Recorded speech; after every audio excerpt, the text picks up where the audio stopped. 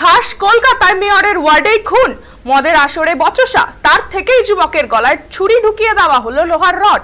ওই অবস্থাতেই প্রায় 100 মিটার প্রাণ বাঁচাতে ছুটছিলেন রক্তাক্ত যুবক, পরে তার মৃত্যু হয়। শনিবার রাতে চাঞ্চল্যকর এই ঘটনাটি ঘটেছে। এই মুহূর্তে আমাদের সঙ্গে রয়েছে আমাদের প্রতিনিধি সৌভিক সান্যাল। সৌভিক, খোদ মেয়র ফিরহাদ হাকিমের ওয়ার্ড এবং তার বাড়ির থেকে ঢিল ছোড়া দূরত্বে এরকম প্রকাশ্যে খুন, কি বলবে?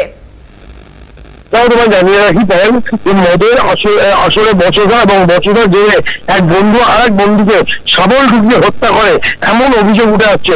নিহত ব্যক্তির নাম অশোক পাসওয়ান।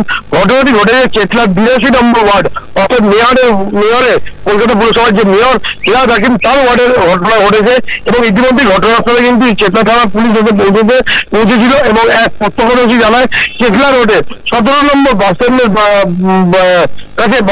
কাছে বসে অশোক সহ কয়েকজন মদ্যপান করছিল। এরপরে লোহার সাবল থেকে আচমকা তাকে হত্যা করা হয়।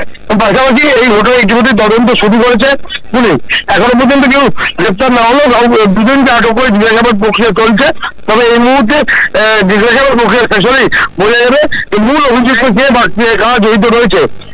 পুলিশ সূত্রে খবর এখনো পর্যন্ত যে যদি অভিযুক্তদের কাছে বয়ান ঠিকঠাক না পায় তাহলে তাদেরকে গ্রেফতার করা হবে, এমনটাই কিন্তু সূত্র মারফত খবর। অনেক ধন্যবাদ সৌভিক আমাদের সঙ্গে থাকার জন্য। যেমনটা আমাদের প্রতিনিধি জানালেন, মৃত যুবকের নাম অশোক পাসওয়ান। পুলিশ ঘটনার তদন্তে নেমে একজনকে আটক করেছে বলে খবর। চেতলায় যে এলাকায় খুন হয়েছে তা মেয়র ফিরহাদ হাকিমের নিজের ওয়ার্ড। বিভিন্ন অনুষ্ঠানে মেয়র এবং তার কন্যা প্রায় সময়ই সেখানে যান।